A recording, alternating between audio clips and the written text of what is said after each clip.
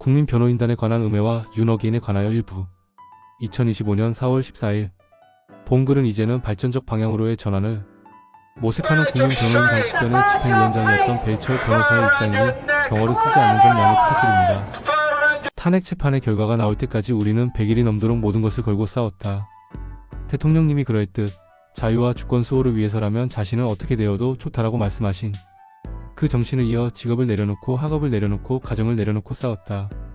국민변호인단으로 치면 2월 1일에 공개 제안을 했으니 국변 회원들은 2달 넘게 자유대한민국을 지키기 위해 그 상징인 최고헌법기관 대통령을 지키기 위해 모든 곳에서 싸우고 또 싸웠다. 우리뿐만이 아니라 자유진영의 모든 시민이 그러했을 것이다. 내가 국변을 제안했을 때 지켜야 할 분명한 원칙이 있었다.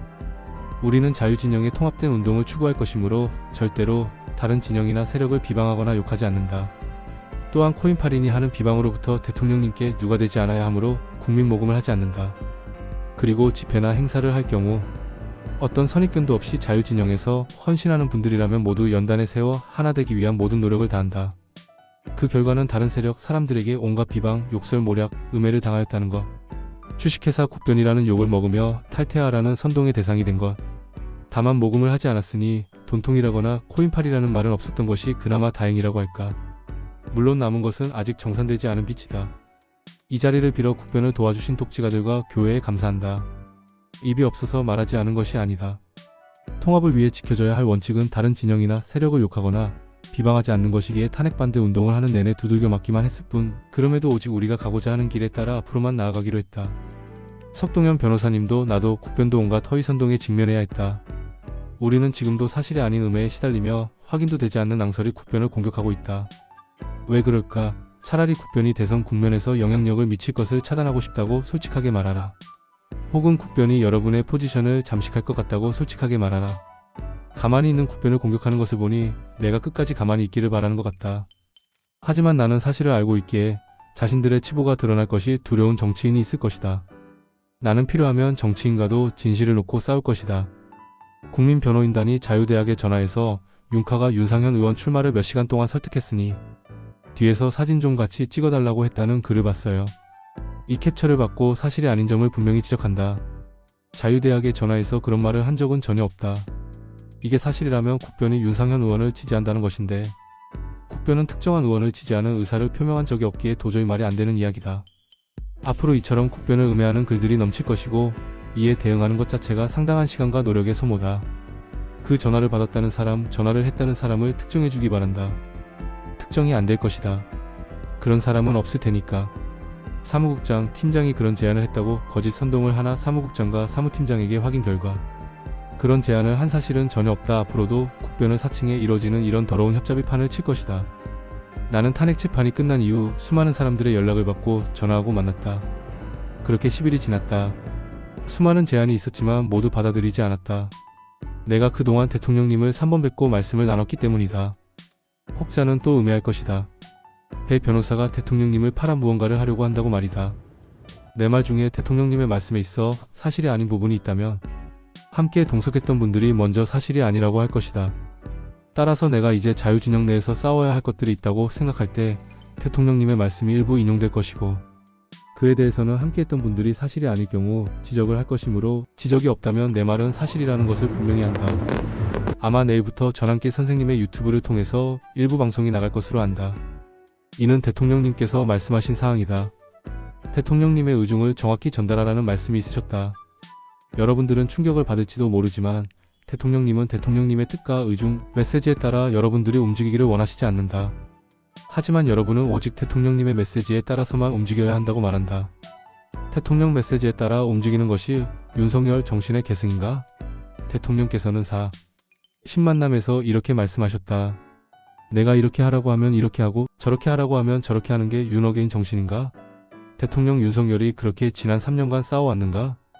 종북 반국가 세력과 타협하지 않고 싸운 것이 누구의 지시를 받고 한 것인가? 레거시 미디어도 이를 알려내지 못했기에 사람들은 비상계엄이 있고 나서야 비로소 의회독재의 현실을 알게 되었다.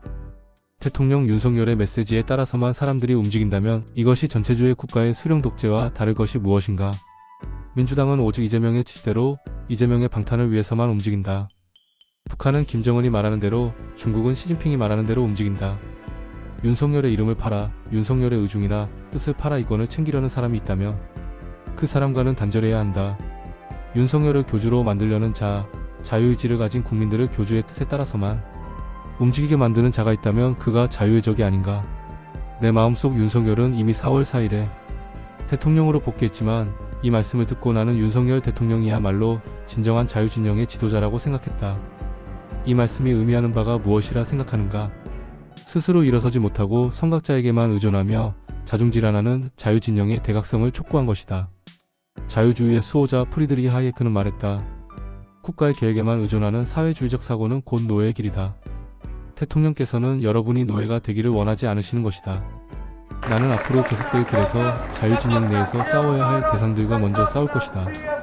그 후 자유진영이 새로운 대안으로 모일 것을 호소할 것이다. 물론 하나 되지 않을 가능성이 너무나 크다는 것을 잘 알고 있으며 끊임없는 모략과 음해가 계속될 건 역시 알고 있다. 이는 우파내에서 뿐만 아니라 좌파에서도 윤석열 대통령 지지 모임인 우리를 죽이기 위한 공작일 것이며 이 공작에 우파 일부 세력이 부안해동할 것도 알고 있다. 하지만 나는 대통령님을 지키고 자유대한민국을 지키겠다는 일념으로 함께하는 이들과 계속 싸워나갈 것이다. 대통령께서는 이렇게 말씀하셨다. 자유의 가치를 추구한다는 헌법재판관들이 결코 손잡지 않아야 할 이들과 손을 잡았다. 우리법연구회라는 이념 조직으로 법치주의를 파괴했던 이들과 손을 잡았다. 하지만 나는 종북, 반국가 세력과 결코 손잡지 않고 지난 3년간 싸워왔다. 대한민국이 위기상황이기에 비상계엄을 선포했고 50%에 달하는 국민들이 나를 지지했다. 하지만 대한민국이 위기상황이라는 것을 전혀 모르는 헌법재판관들이 1650만 국민이 선출한 대통령을 위법재판으로 끌어내렸다. 이와 같은 사람들이 정령 헌법재판관들이라면 대한민국 법치주의는 사망을 고한 것이다. 그러므로 87년 체제의 유물인 헌법재판소는 폐지되어야 한다. 그리고 대통령님은 말씀을 이어가셨다. 나는 이념재판관들과 손을 잡은 그들이 자유진영의 우파라고 생각지 않는다. 이처럼 앞으로 진짜 우파와 가짜 우파가 가려질 것이다. 지금은 가짜 우파와 절연하고 청년 중심으로 새로운 미래가 열려야 할 때라 생각한다. 그러므로 나는 청년들 곁에 끝까지 있겠다고 한 것이다. 윤석열 대통령님은 퇴임 시 가장 지지율이 높은 대통령이다. 공표되지 못한 여론조사에서 대통령님의 지지율은 52%를 기록했다. 문재인의 퇴임 지지율이 45%이니 공표된 윤석열 대통령의 지지율 47%를 놓고 봐도 대통령님의 퇴임 지지율은 최고였다. 이미 국민의 신임을 받고 있었던 것이다. 헌법재판관들은 대통령님이 국민의 신임을 배반했다며 탄핵 사유가 된다 하였으나 이는 결단코 사실이 아니다. 대통령님은 국민의 더 큰 신임을 받은 것이다. 그럼에도 선출되지도 않은 일부 재판관들의 이념재판, 졸속재판, 위법재판, 그리고 악마의 손을 잡은 3인의 재판관들이 국민의 신임을 받은 국가 최고 권력을 끌어내렸다. 그러므로 우리는 헌법재판의 결과를 인정할 수도 승복할 수도 없음이 당연하다. 그러므로 우리는 당당하게 말하자. 우리는 퇴임 시 최고의 지지율을 보인 자랑스러운 대통령을 가졌다. 자유와 주권 수호를 위해 싸우며 국민의 신임을 받은 대통령에게 불의하고 무도한 헌법재판의 결과를 결코 받아들일 수 없다. 글이 길어지면 읽기가 힘들어지므로 다음 편으로 이어나가기로 한다. 대통령 변호인단 베이철 변호사 드림.